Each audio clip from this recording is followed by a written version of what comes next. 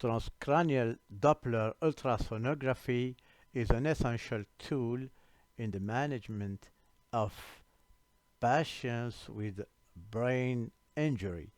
It's a non-invasive exam that can be repeated as often as desired and can be learned quickly. It provides quick answers about the state of cerebral perfusion.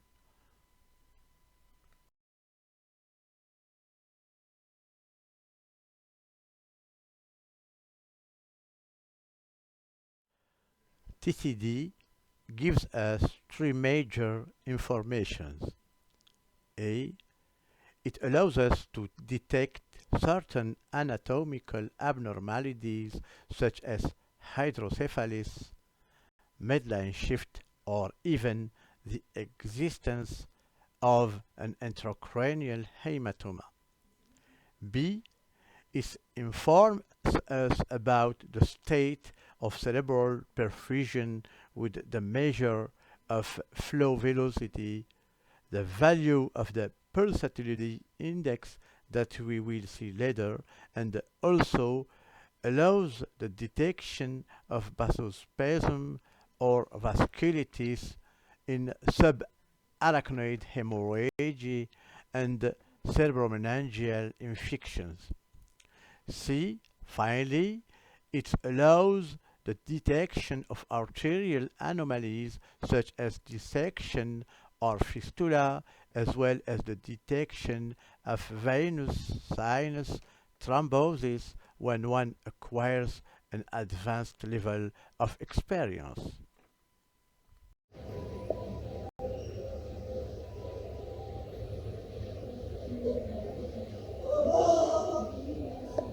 C'est bon.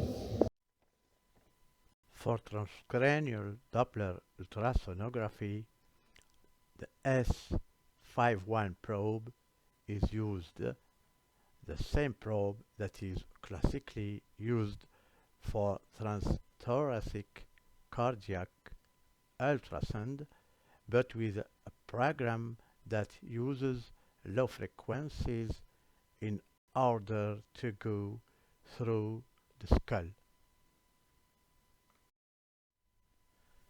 The operator preferably stands behind the patient, thus having easy access to the main acoustic windows and to the machine, which should be brought as close as possible, and the height of the machine adjusted.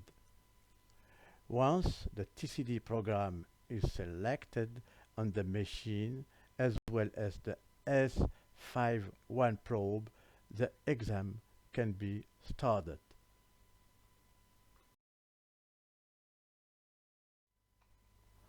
There are four main windows. A. The transtemporal window, the most important. It's located above the zygomatic arch between the corner of the eye and the tragus. B. The suboccipital window to access the basilar and vertebral circulation through the foramen magnum. C. The transorbital window. D. The submandibular window, the least used.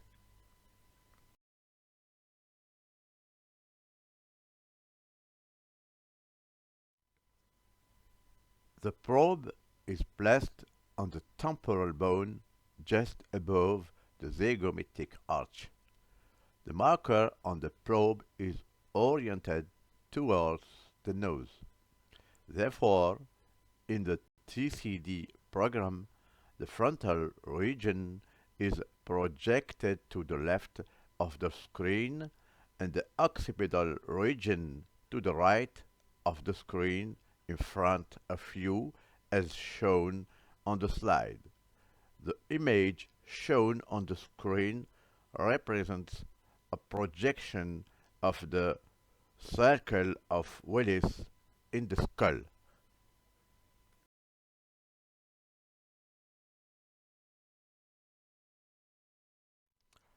From the transtemporal window, three anatomical landmarks allow us to orientate ourselves. A. The cerebral peduncles. B. The small wing of the sphenoid. C. The sylvian fissure. These landmarks are not on the same plane and are obtained by a small downward movement of the probe around its axis.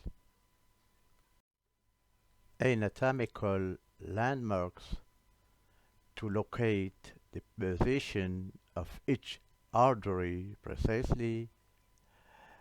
The middle cerebral artery lies completely within the sylvian valley or fissure.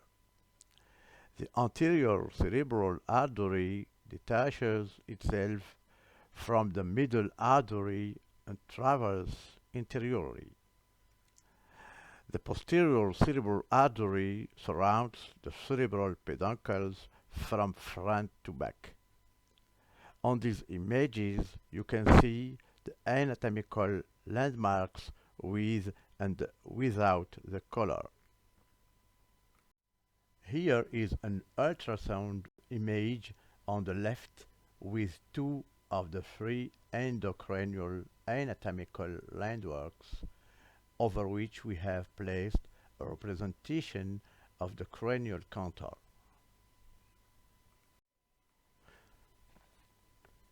The same image on the right with this time the color flow Doppler showing the position of the arteries.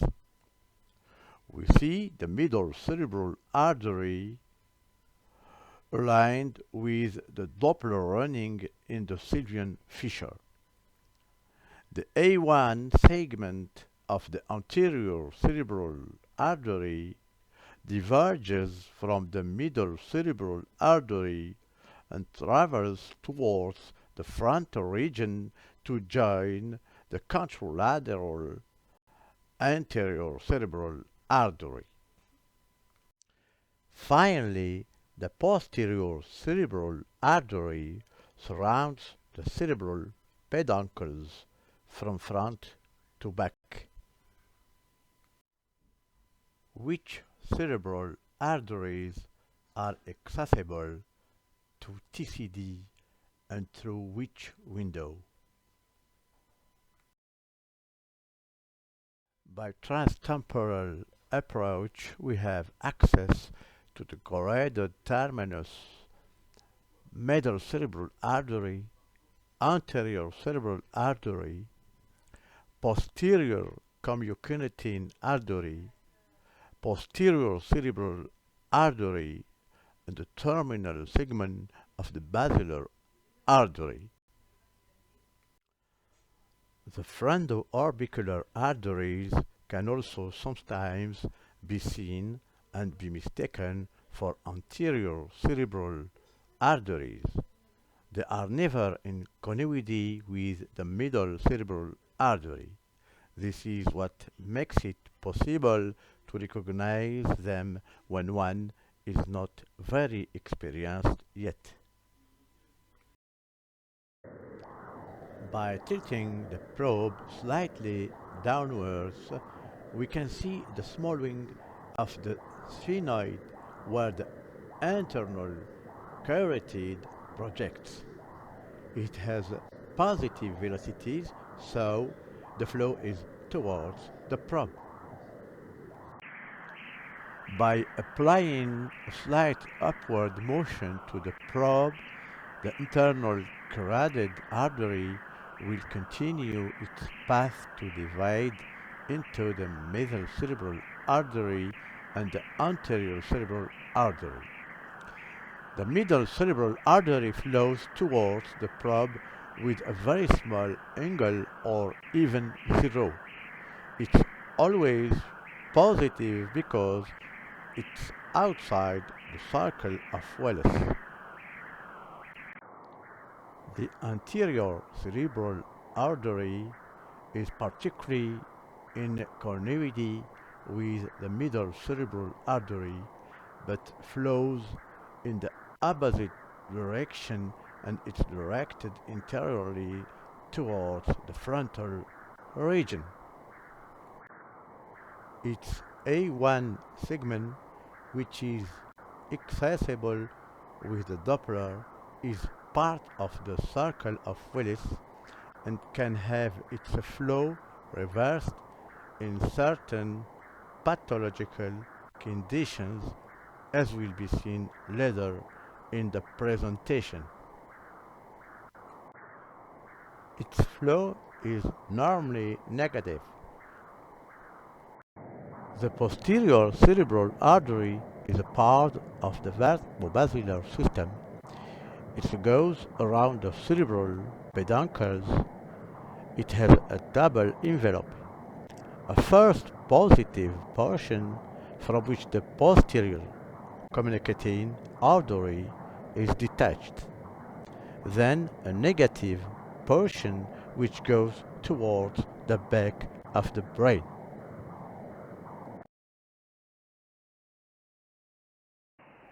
The posterior communicating artery is the junction between the carotid arterial system and the vertebral system. It's a part of the circle of Willis and runs from front to back and has a negative Doppler velocity because the carotid artery blood flow is higher than the one of the homolateral posterior cerebral artery. However, the direction of the posterior communicating artery's flow can be reversed in certain pathological conditions. The temporal window also provides access to the termination of the basilar artery just before its division into two posterior cerebral arteries. From this window, the flow velocity of the basilar artery is positive.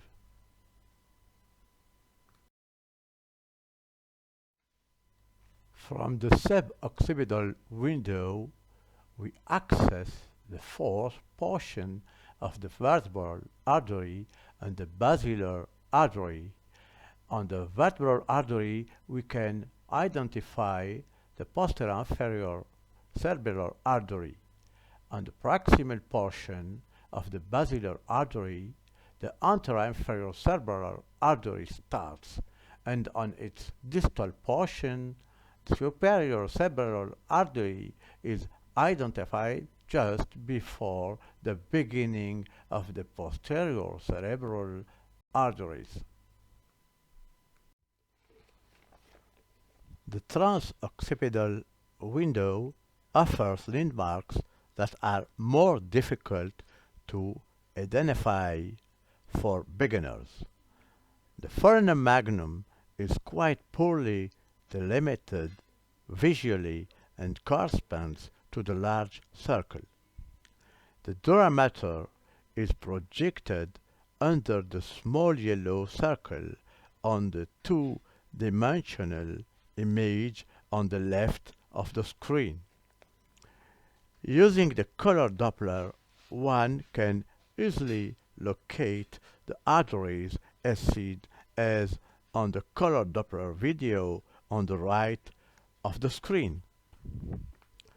The probe is placed under the occiput and directed towards the root of the nose. The vertebral arteries and the basilar artery are not always located in the same plane.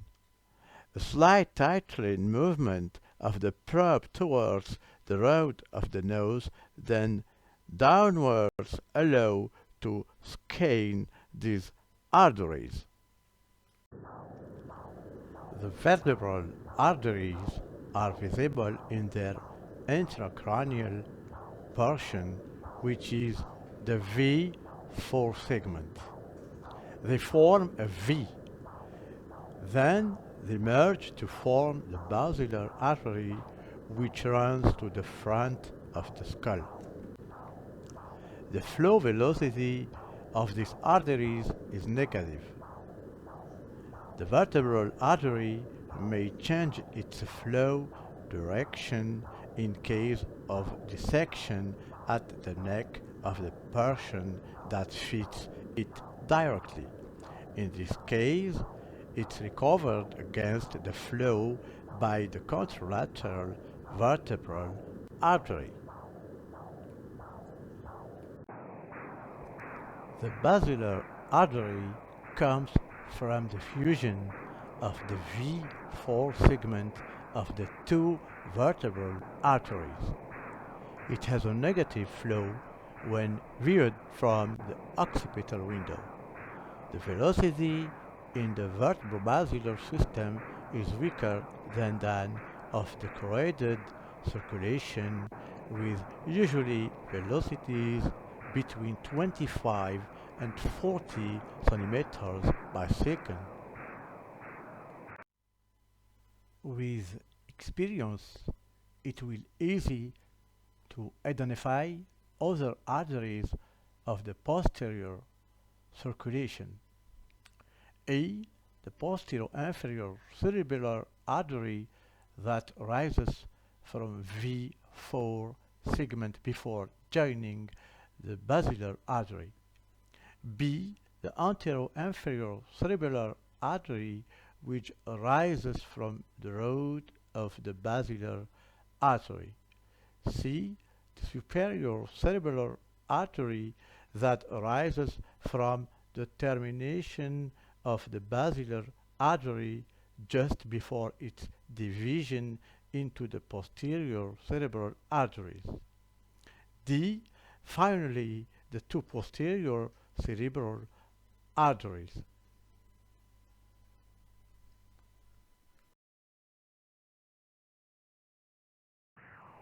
Via the transorbital window, the ophthalmic artery and the carotid siphon are accessed primarily.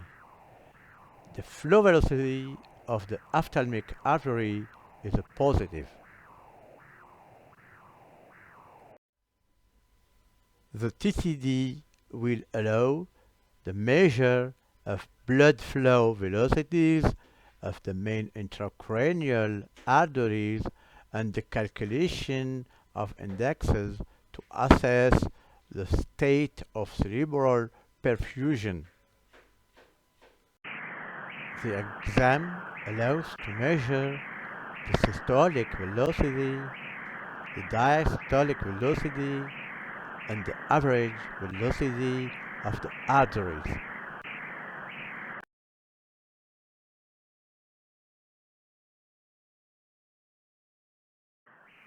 From these velocities, indexes are calculated that give us information on the state of brain perfusion and on arterial resistance. The most important index is the pulsatility index, which is correlated to cerebral perfusion. The PI is the difference between systolic velocity and diastolic velocity measured on the middle cerebral artery divided by the mean velocity.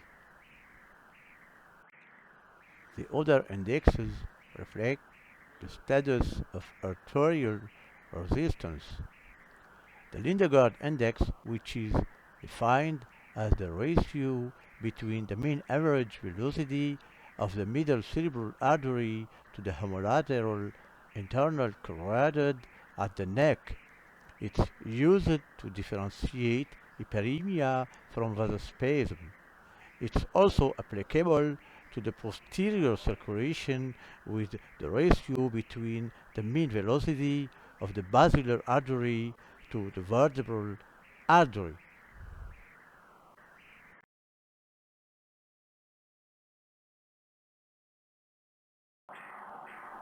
Here is an example for a patient with normal Doppler.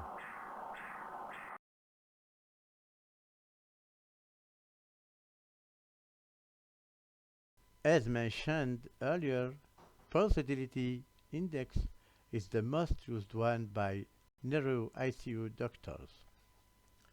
It's a reflection of cerebral perfusion. It's closely related to the diastolic velocity, which is directly dependent of intracranial conditions. The interpretation of the PA must take into account the value of diastolic velocity. A PI greater than 1.3 with diastolic velocity greater than 25 is not necessarily pathologic. It rather reflects the state of vascular compliance.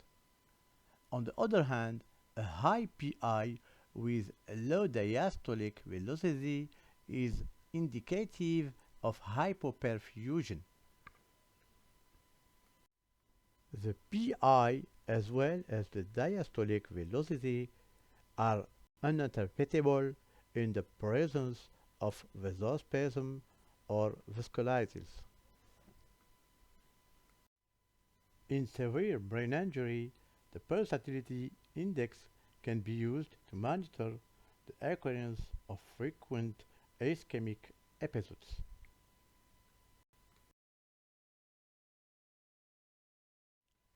Here is an example of a TCD of patient with cerebral hypoperfusion with a high PI and a low diastolic velocity. The PI as well as the diastolic velocity reflect the conditions of brain blood flow. The diastolic velocity, which ensures the continuity of cerebral blood flow, is subject to biomechanical and chemical strengths. It is an essential determinant of cerebral perfusion. In situation of intracranial hypertension or hyperventilation responsible for hypocapnia, the diastolic velocity decreases with a parallel increase of PI, indicating oligemia. To summarize, the increase in PI as well as a decrease in diastolic velocity stand for hypoperfusion.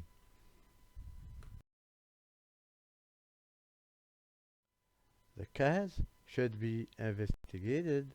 It may be either 1. An instability of the general hemodynamic state, then hypovolemia or cardiac failure.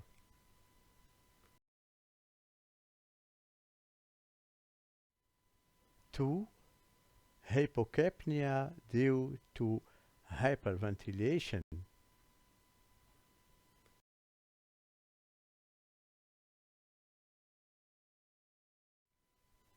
3. Insufficient cerebral perfusion pressure.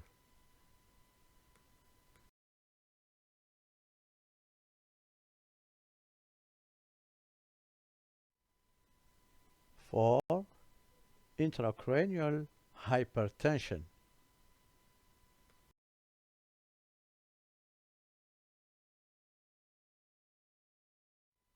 Transcranial Doppler test vascular CO2 reactivity.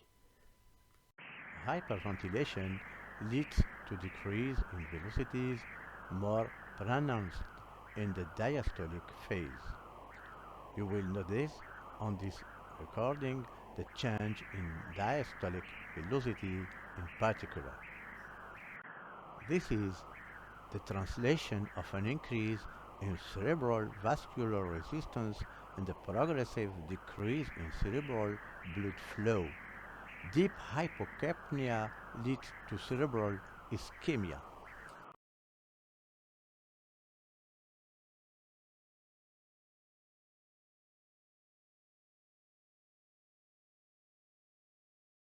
Here is the representation of the evolution of the Doppler velocities during hyperventilation testing and the increase of the pulsatility index above 1.2, meaning the cerebral blood flow is decreasing.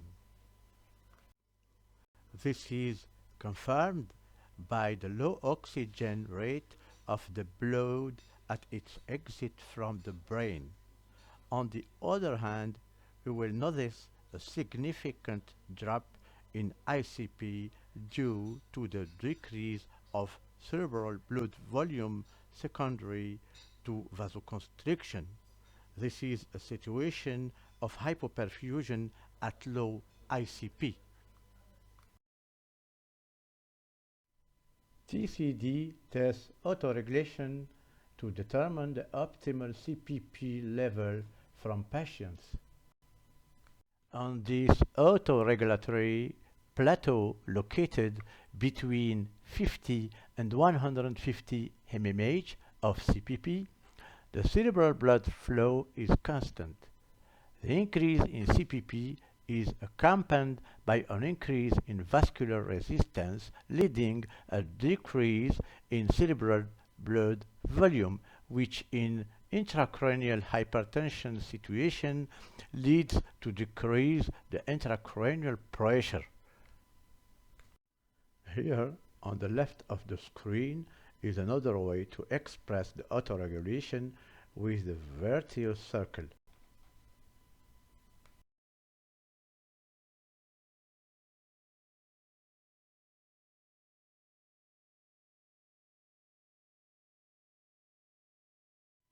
On the right of the screen, you have a record of the evolution of the MCA velocity with the increase of CPP. DTC velocity of MCA is in the same direction as cerebral blood flow, which remains constant. At the same time, there is a decrease in intracranial pressure.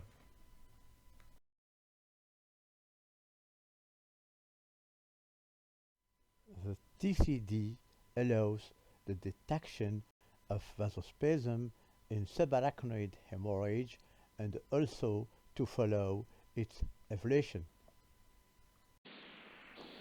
Vasospasm results in a significant elevation of mean flow velocity secondary to a decrease of arterial caliber. It's a situation that can generate ischemia. The pulsatility index, which remains low, is not reliable in vasospasm.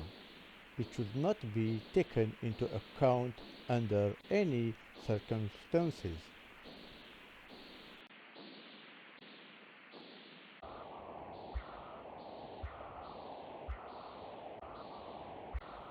In case of acceleration of the mean flow velocities of the middle cerebral artery above 120 centimeters per second, the Lindegard index should be calculated.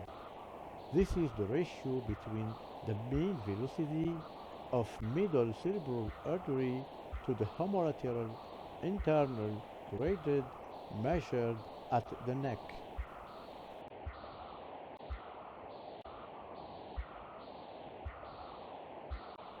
If this index is less than 3, it's probably hyperemia. If it is higher than 3, it is a moderate vasospasm. If, on the other hand, it is greater than 6, it is a severe vasospasm, possibly ischemic. The transition to brain death is another situation where the Doppler contributes as a diagnostic tool.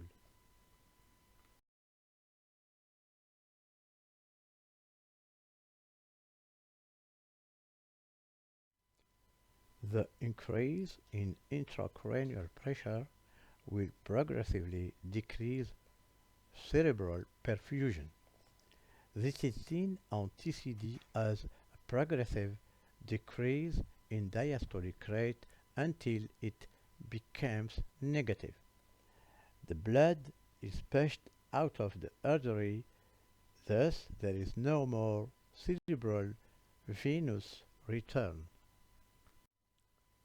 The continued increase in ICP will lead to a decrease in systolic velocity and a disappearance of the diastolic velocity.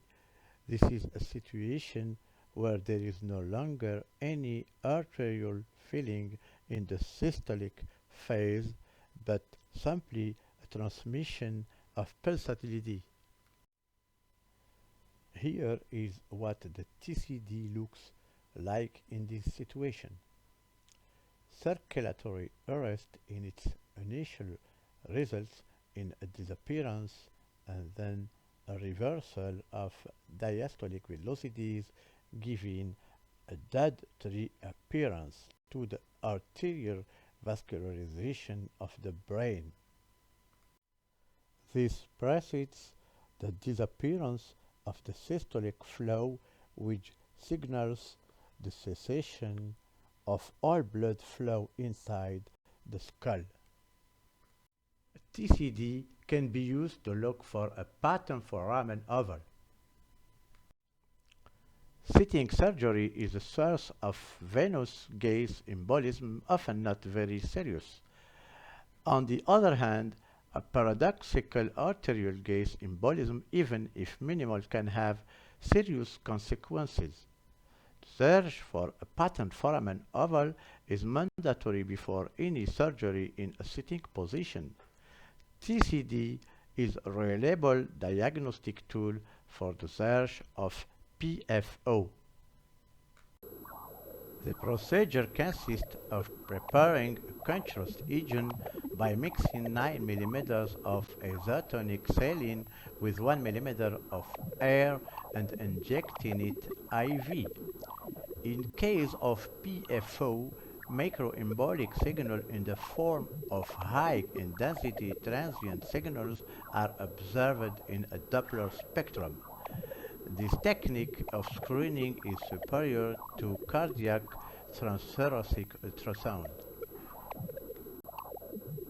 The procedure consists of preparing a contrast agent by mixing 9 mm of isotonic saline with 1 mm of air and injecting it IV. In case of PFO, microembolic signals in the form of high-intensity transient signals are observed in a Doppler spectrum. This technique of screening is superior to transthoracic ultrasound. TCD can provide solid arguments leading to diagnosis of internal carotid dissection. Here's the case of a post-traumatic right internal carotid dissection with complete occlusion on a skull base fracture passing through the carotid canal. Dissection with occlusion of the carotid artery causes a change in direction of flow in the circle of Willis. The ipsilateral anterior cerebral artery is taken up in countercount by the contralateral anterior cerebral artery through the anterior communicating artery, while the posterior communicating artery reverses its flow to return to the front. This retrograde circulation of the anterior cerebral artery and the posterior communicating artery supplies the middle cerebral artery. You will notice that the carotid artery is no longer visible on color Doppler.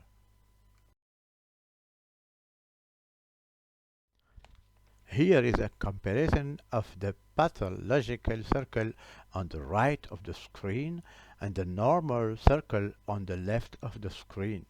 We note the reversal of the direction of flow of the anterior cerebral artery and the anterior communicating artery. In case of carotid dissection, the ophthalmic artery circulates countercurrent perfused by a branch of the external carotid artery.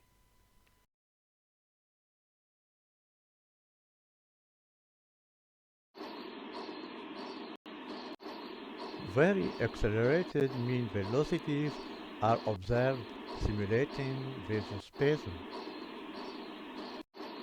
Here is the recording of a post-traumatic carotid cavernous fistula. With experience, TCD can be used to analyze cerebral venous sinuses. In this constructed image, we see the upper sagittal sinus with the frontal fracture line in view. This ensures its permeability. On this recording, we see the main sinuses of the cerebral venous system.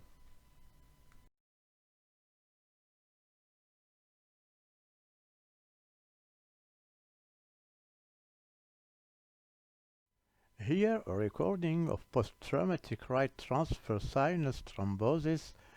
We note on color Doppler the absence of flow in the right transverse sinus, unlike the left transverse sinus, which circulates normally.